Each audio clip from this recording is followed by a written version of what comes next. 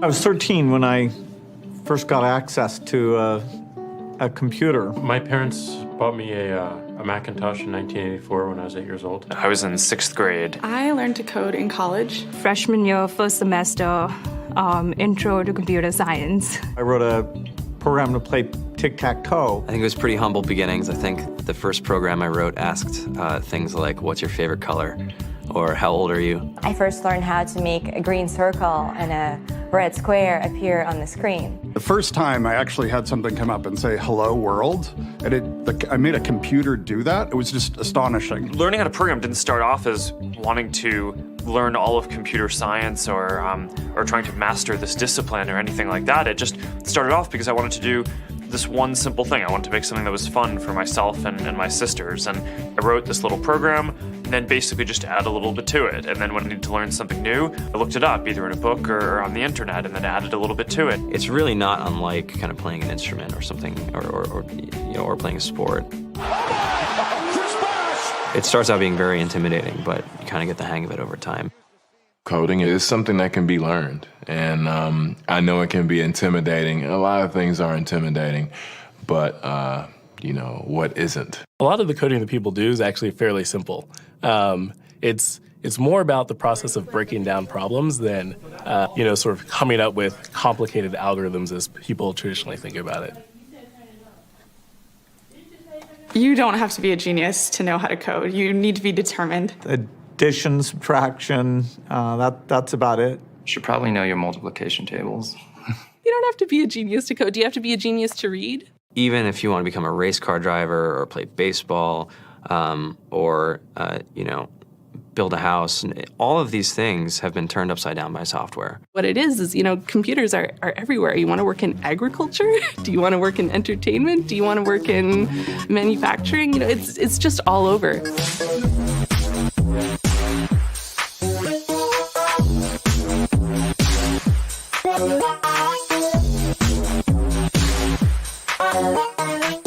Here we are, 2013. We all depend on technology to communicate, to bank, information, and none of us know how to read and write code. When I was in school, I was in this after-school group called the Whiz Kids. And when people found out, they laughed at me and, all these things. And I'm like, man, I don't care. I think it's cool. And, I'm learning a lot. And some of my friends have jobs. Our policy is literally to hire as many talented engineers as we can find. The whole limit in the system is just that there just aren't enough people who are trained and have these skills today. To get the very best people, we try to make the office as awesome as possible.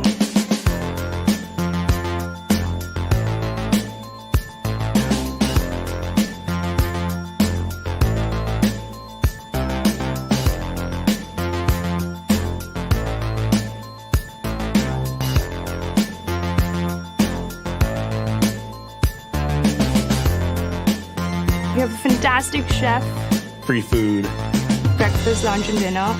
free laundry. Snacks, even places to play and video games and scooters. There's all these kind of interesting things around the office and places where people can play or relax or go to think or play music or be creative. Whether you're trying to make a lot of money or whether you just want to change the world, computer programming is an incredibly empowering skill to learn. I think if someone had told me that software is really about humanity, that it's really about helping people by using computer technology, it would have changed my outlook a lot earlier. To be able to actually come up with an idea and then see it in your hands and then be able to press a button and have it be in millions of people's hands. I think we're the first generation in the world that's really ever had that kind of experience.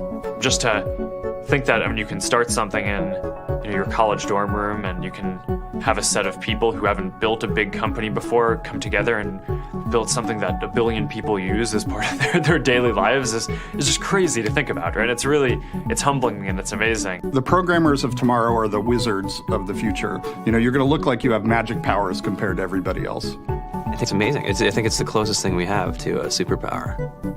Great coders are today's rock stars. That's it.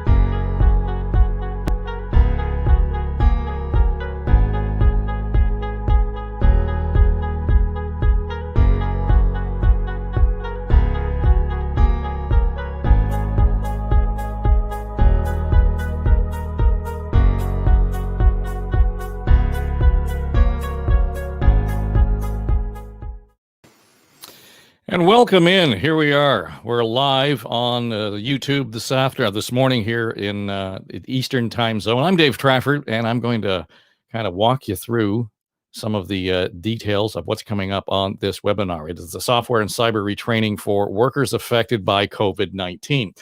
And you can see the bug up here in the this corner right here. This is brought to you by the folks at Coding for Veterans. So we're going to get into a little bit about what Coding for Veterans is and how this has now been expanded in terms of creating an environment where those who are seriously, and we know there are many of you, affected by what's gone on with the pandemic since March of last year. A lot of jobs have been on hold, a lot of jobs been lost. And so there's real opportunity, as if you're watching that video we played prior to going live, there are thousands, tens of thousands, hundreds of thousands, depending on how we're slicing this in terms of opportunities for those who understand and are able to code. And it has become a language in and of itself and a skill that the folks at Coding for Veterans has made the opportunity available, particularly for veterans. But now we're going to expand this program. So Jeff Musson is the executive director of Coding for Veterans. He'll be here, kind of walk through some of the detail behind it, the history of the program, and then we'll introduce you to what is clearly a double-edged success story as far as Coding for Veterans is concerned. A successful student who now is an instructor in the program. So you're going to get a pretty good perspective on the value of it, on terms of what's expected of you as a student and the kinds of opportunities that are out there. So let's invite Jeff into the show here. Jeff Musson is the executive director of Coding for Veterans. Good morning, Jeff. Morning, Dave. So you and I have had the opportunity to kind of cross paths probably over the past couple of years now when the Coding for Veterans project first was initiated. And, we talked, first of all, about the program and the need for it. It was interesting to me that you had such an uptake based on sort of a quick turnaround around the program itself. It sounded like a good idea, but it wasn't until you guys took your show literally on the road and went to various locations across the country and talked to people about this that you got a real sense of how successful this program could and should be.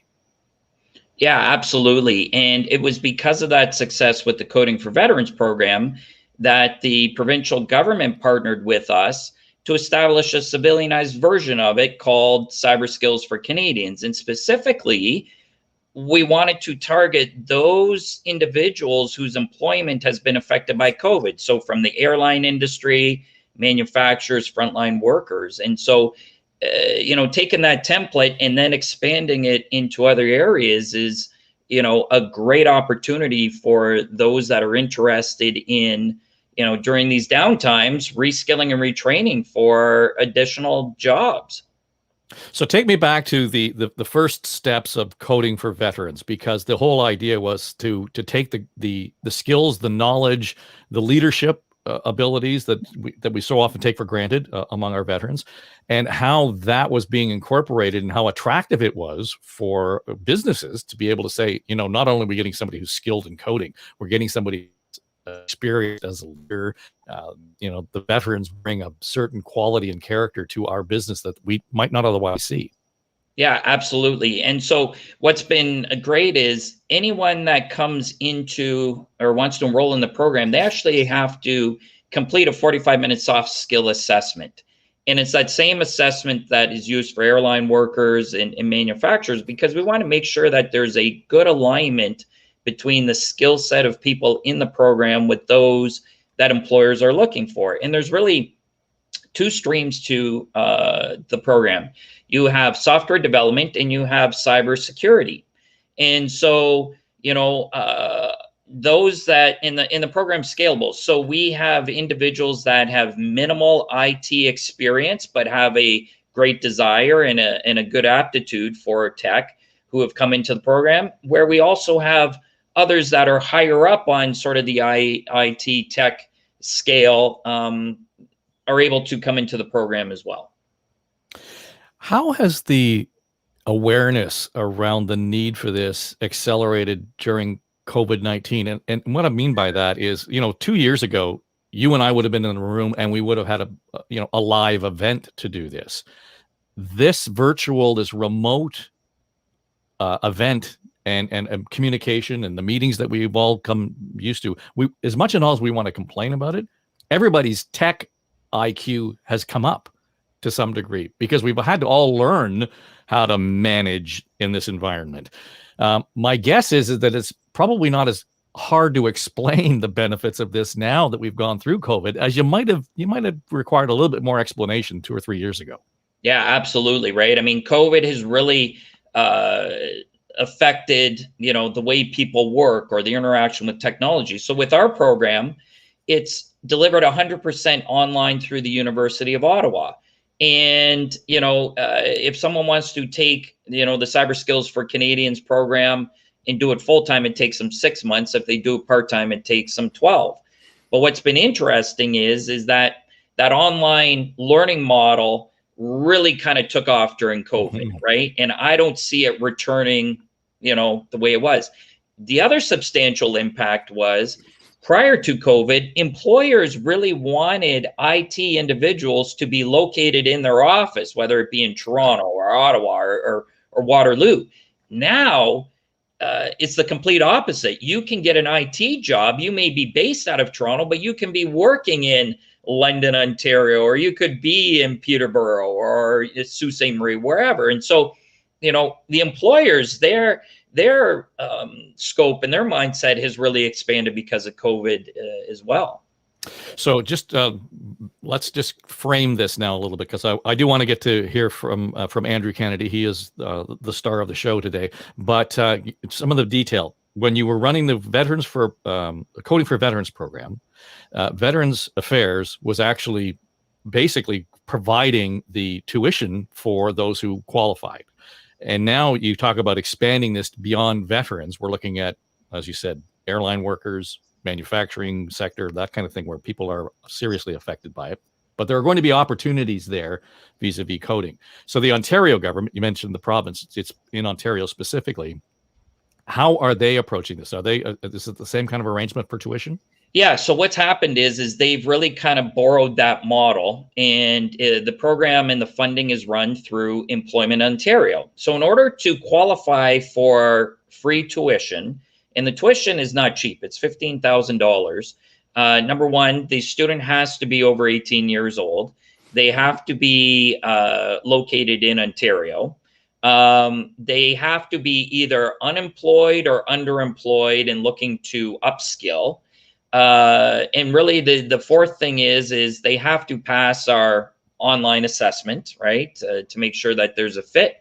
And really the last thing is an interview. And at that point, we do the introduction to the University of Ottawa. The University of Ottawa gives a letter of acceptance into the program with the student, and the province pays the tuition, and all the student is responsible for is for their books and labs, which are about $150 a month, right? And so when we've been interviewing people to enroll in the program, they say to us, this is almost too good to be true.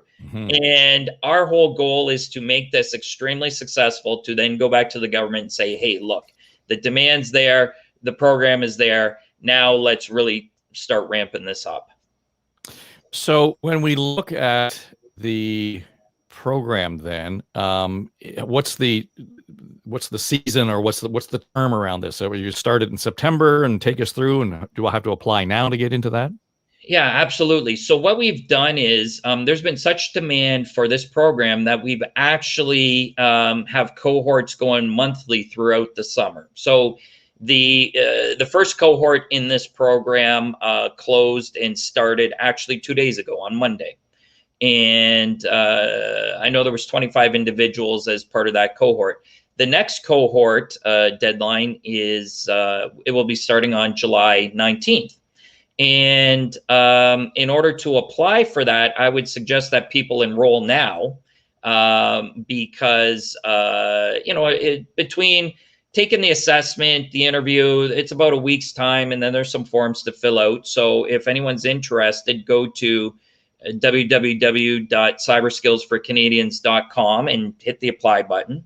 And then there will be one other cohort later on in August at the end of the summer.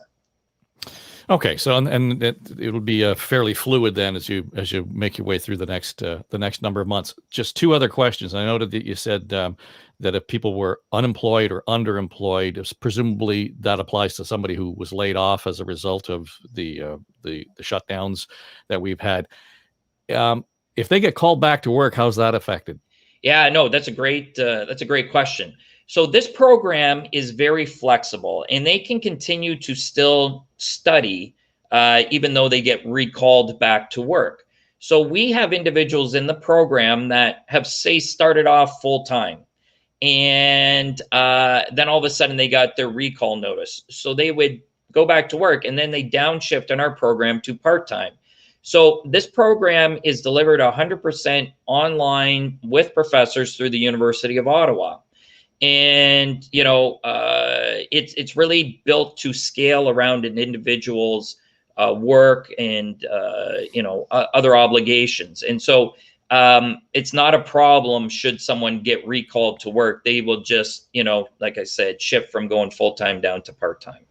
Yeah, and I think the other important thing you noted is that this applies to those who are 18 and over. And the only reason is that because all the 12-year-olds know how to do this to begin with. So that, they've already figured that out.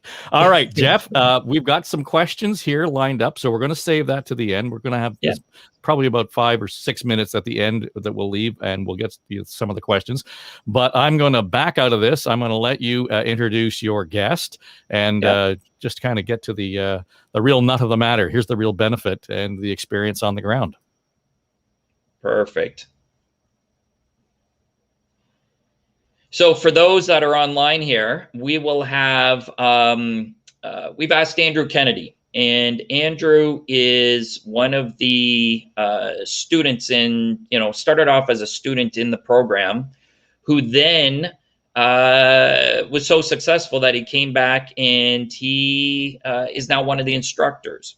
And so I've asked Andrew to join us in order to really kind of give us a look, not only in a perspective as a student in the program, but also from an instructor's point of view, to give sort of tips and tricks. So Andrew, welcome. Great to see you.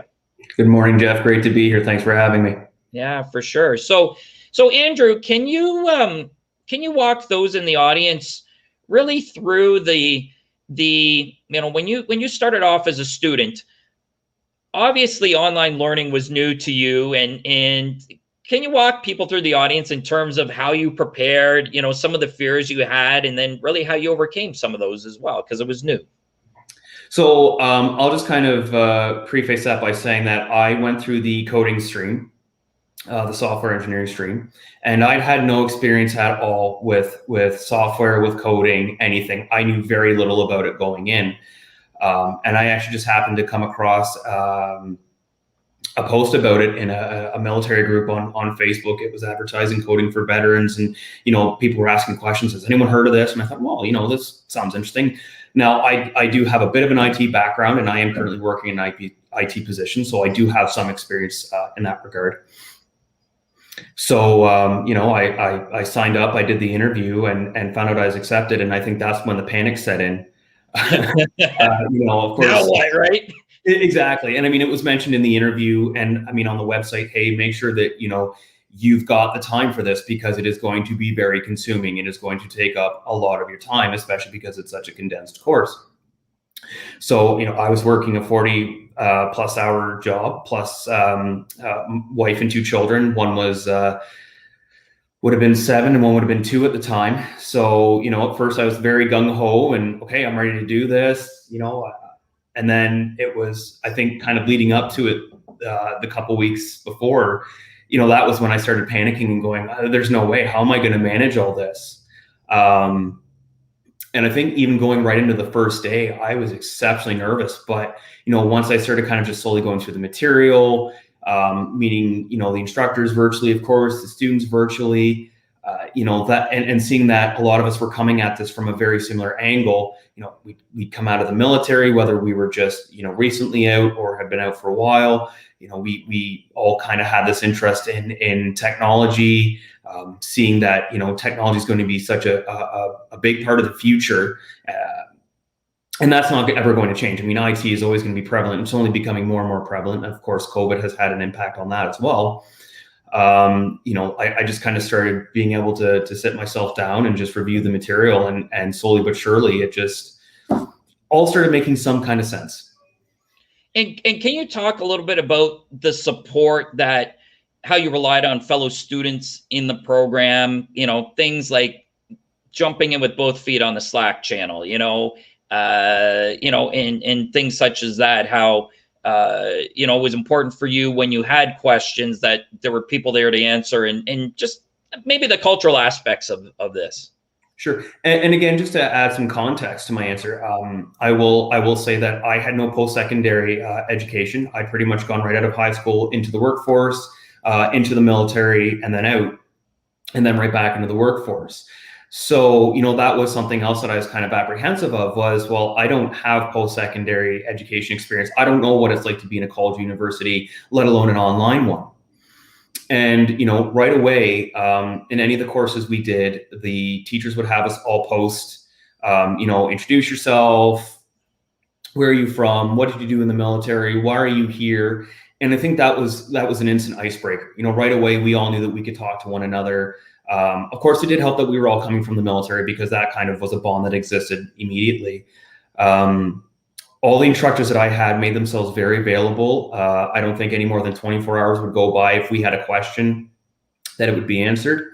It was great when we were working on labs or leading up to a quiz or, final assignments that we could actually message back and forth between the students. And I can actually remember times where it was, Friday night, 11 o'clock at night, or even leading into Saturday morning. And, we'd all kind of be texting you up, just getting into this project is, where's everyone else on it? And it was great to be able to collaborate in that way, in a way that I don't think you could the same in a classroom.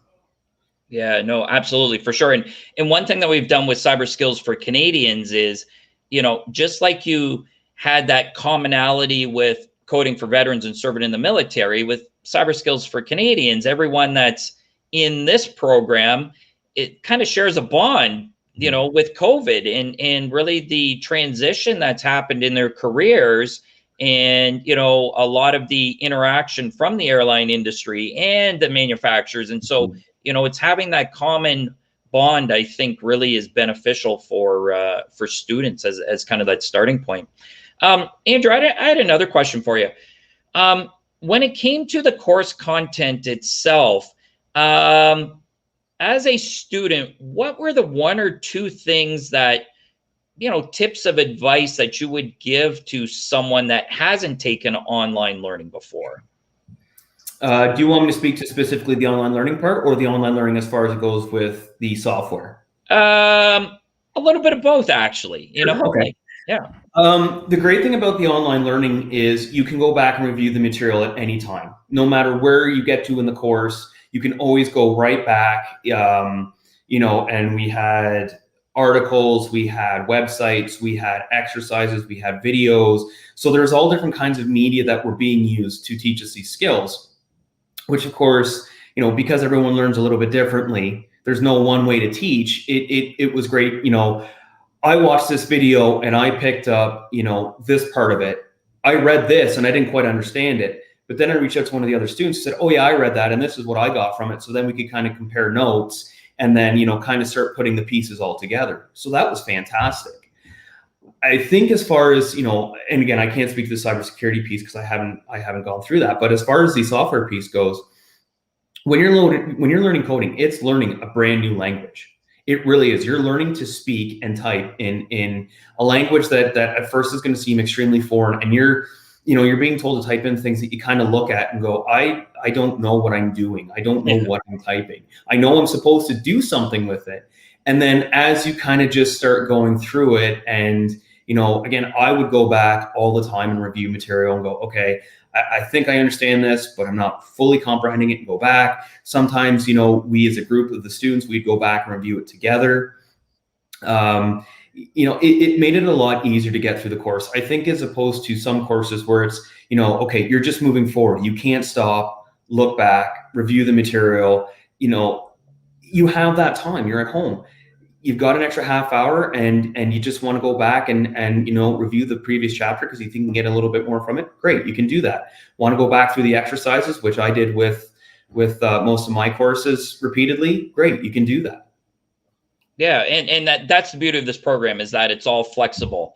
And, you know, I also want you to kind of comment, like, how did you carve out time to study? Like, did you set up a schedule? And you know, I also want you to kind of put on your instructor hat here, right? Because, you know, there are people that are, you know, online here with this info session that, what is the best advice you would give them? Did you set aside a specific time nightly? Was there a time on weekends? Was it, you know, how did you sort of keep that schedule, and what did that kind of look like? So as an instructor, I would absolutely advise that students have a specific schedule. I mean, if you're currently employed and you know that you work till, you know, 4 p.m. and then you know that you get home, have dinner, you know, if like myself, you have kids and you know they're in bed by a certain time, that's when you set aside those 2 or 3 hours, you know, okay, that's going to be my study time. You know, that's going to be when I sit and I'm really going to focus. I'm going to lock myself in a quiet room and you know, really focus on the material. As a student, I'll tell you, I threw that all right out the window as soon as I started. The honesty, I love it, right? I mean, people again, you know, I had 2 children, one being a toddler. You know, her sleep cycle wasn't always, you know, sleep from this time to this time. Often it was, nope, I get right into the middle of studying and, oh, crying baby, got to get up and go. And I tried my best to kind of say, okay, from, you know, 7 p.m. to 10 p.m., Monday to Friday, that's going to be when I'm going to study. You know, I'm going to take a couple hours Saturday morning, couple hours Saturday afternoon, couple hours Saturday night. But really at the end of the day, and again, going back to why this program to me is such a great program. You know, if I couldn't start at 7 o'clock, I couldn't start till 7:30 because I had to work late that day. We were late getting dinner on the table, you know, whatever, then that's okay. I can start at 7:30. I'm not late for class. I'm not going to miss any of the material. You know, I can get caught up on my own time. So as an instructor, absolutely set aside a specific amount of time. As a student, life gets in the way. And, you know, from what I've seen so far, we, the instructors, fully understand that. And I mean, you know, you're not going to get scolded if you know, you say, well, I'm going to commit to you know, 8 to 10 p.m. Monday to Friday, but then there's that one day where you just go, oh, I'm a little bit brain fried, maybe I'll take tonight off. Great, do that, and then come back when you're feeling a little bit fresh. And I think that's a great piece of advice, right? Because you kind of want to be fresh to absorb the material. You know, it's just not taking this program to tick a box. I mean, the whole idea is you actually want to learn, because this is a way to supplement your career, a way to look at potentially, you know, changing careers. And that's, you know, I got a couple, you know, last questions I want to ask you here, but really one of them is, how did you find this learning helped you with your, you know, your work and your job? Like, were you a different person coming out of the program at work than you were kind of coming in? And were you able to, you know, take some of these collaborative lessons and maybe not even necessarily the material itself, but things that you kind of learned? How did that positively affect you at work? I definitely felt that I had a better understanding of software, how it operates, how it works. So, if you're having an issue with the software, oh, well, maybe it's something in the programming that's wrong. In doing the software course and doing the HTML, the CSS, the JavaScript, which is all, of course, web page languages. If someone was having an issue with a website and I was trying to troubleshoot, I could go, well, you know what, let me look through the CSS. Oh yeah, I see here, this isn't compatible with the type of browser you're using, things like that. So, at first I was kind of, am I going to be able to use this? And absolutely, I use it all the time. And I think that's very valuable, right? And it's not only for your current career, but should you look for other opportunities or what have you, which is great. Kind of one last question, and then I think Dave's going to jump back in here momentarily with a couple of questions from the audience. But looking back on your entire experience, what is that one piece of advice that you would give to people? I know we've talked about this and that, but what was the one biggest surprise, and how did you take that, and that one piece of advice you would give to someone entering the program? I kind of figured this was going to be one of the questions, and I think this was the one that I struggled on the most. But honestly, I think the best piece of advice I can give is walk away. No, when you just get to, this is like I said, to most people who are taking this course, it's going to be brand new. You don't have to have a lot of technical background in order to get into the coding, which is one of the beauties of it as well. But I'll tell you right now, and I think anyone who's had any experience with software or coding is going to tell you, it's frustrating. It's aggravating at times. And learning it is the exact same. And I think one of the biggest mistakes I made is I would sit in front of my computer for 6, 7, 8 hours straight, sometimes into the wee hours of the morning, as my eyes were kind of doing this and I could barely see the screen anymore. And I was on my 3rd or 4th pot of coffee. Sometimes you just need to walk away and come back at it with a fresh set of eyes. And again, that is one of the magnificent aspects of this course. You can do that. If you're in the middle of a chapter and you just find that, you're starting to see Tweety birds and nothing is making sense anymore, get up, walk away, go for a walk, and then come back and start fresh. And 9 times out of 10, that was when I had my most success. That was when I had my best understanding. And, that is something now that I impart on my students as an instructor. Is and often you can sense, even virtually, even through text conversations, I can tell you're getting a little bit aggravated. I can tell that you're getting frustrated. Get up and walk away. And then 9 times out of 10, like I said, you're going to come back and you're going to go, oh, I was missing that. I missed that part. And all of a sudden you get what I call the BFB, the blinding flash of brilliance. Yeah. You go, that's what it was. And on the piggybacking on that, don't be too hard on yourself. Yeah. Especially if you have no experience. Don't think, don't get partway into the course and go, well, I'm just never going to get this, because I had those moments and I felt that way. And now I love coding. I practice it, constantly. I enjoy talking about it. I enjoy sharing that passion with others. And I think if you give yourself the time and the patience, I think most people will find the same. I think those are some great pieces of advice. So I think Dave's going to come back on screen, and I think we got 2 minutes left here, and we'll see if there's questions. There are indeed questions, and so I just want to get to a couple here where the folks have dropped in, and this one it's like 3 parts to the question, but I think it's an important part based on the conversation that you and Andrew were just having. And it actually gets around to more information about the assessment. Do we need to have more general computer knowledge? What do the courses kind of look like? How are they structured? Yeah, absolutely. So the assessment itself is not something that you can study. You actually, it looks at really 3 things: cognitive ability, motivation, and personality. And it takes about 45 minutes to do online. In terms of the courses themselves, if you go to our website, coding or cyberskillsforcanadians.com, and hit the apply button, we will send you actually the course syllabus, which lays out all of the courses that are in as part of that program. And so it's very flexible. The best thing that I can say is, hit the apply button and we can start from there. And then in terms of computers, your internet connectivity matters. you don't need a lightning speed computer, but you do need one with a, maybe a quad processor to make it happen. So it's affordable either at Staples, Best Buy, and what have you.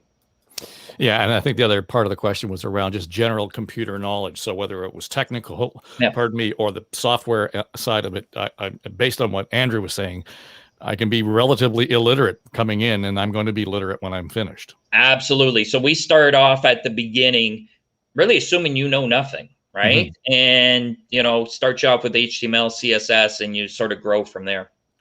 One other question before we go here. I know we were looking at a hard stop at 11:30, but this is kind of an important one.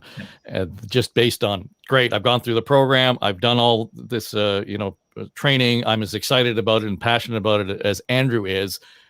Is there an opportunity here to connect me with possible employment? Yeah, so this has been the beauty of the program. I always tell people we're not a recruiting agency, but the employers are so are looking for talent out there that they come to us with our grads. The beauty of the Cyber Skills for Canadians program is that we've actually built in an internship at the end of the program. So, that's a great way for employment opportunities for students to leverage. The other thing is, and there's a course that's mandatory for everyone to take called our organizational behavior course. And what this OB course does is it really looks at the cultural aspects of the tech industry. And there are projects that students work with industry partners that we have. But most importantly is that we also have, guest speakers that come in and speak to students. And so you have interaction that way. And then really the third thing, and Andrew sort of alluded to it as well, is we've introduced a Slack channel to each course. And with that Slack channel, we have industry mentors that will, in addition to alumni and instructors, which will answer questions. So we have interactivity with employers literally as part of the course with internships and, through this mentorship and Slack channel. Yeah, and I've just been introduced to Slack and realized, holy cow, how have I gotten through without that tool? Because it's a great way to, collate and curate this kind of information, particularly with a group online. It's an excellent tool. Absolutely, for sure. So one more question here, and just before we go, and then I had just some clarity from you before we sign off, Jeff. But somebody's asking in the application section under experience in software, can you give a generalization on basic, intermediate, advanced experience? Yeah, so when you're talking about experience in software, basic would be, I know how to turn on a computer. I know how to, log in, do whatever, right? Intermediate is, I've taken a Python course, or I kind of understand about Java and what have you. Advanced is, those that have actually completed some aspects of formalized learning, right? Maybe you went to a community or a college or a university or what have you. And so those are really the three kind of demarcation points. And the presumption here is that once I do this certification program in Ottawa, there's a final exam and standards that have to be met in terms of showing your skills. Yeah. Absolutely, because not only do you graduate with the University of Ottawa certificate, which is also those credit hours, the program's 650 hours, so it's pretty intensive. You can actually transfer them into, if you wanted to take further education through the University of Ottawa. But as part of our program, you also write your industry certification exams.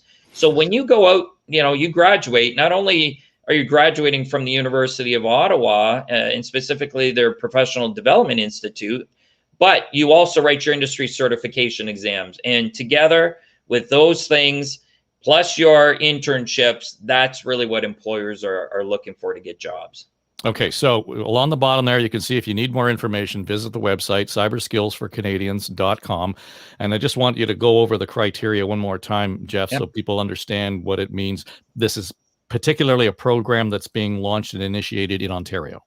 Yeah, no, absolutely. And so in order to qualify for the free funding from Employment Ontario, you have to be over 18 years of age. You have to reside in Ontario. you have to be either unemployed or underemployed looking to reskill.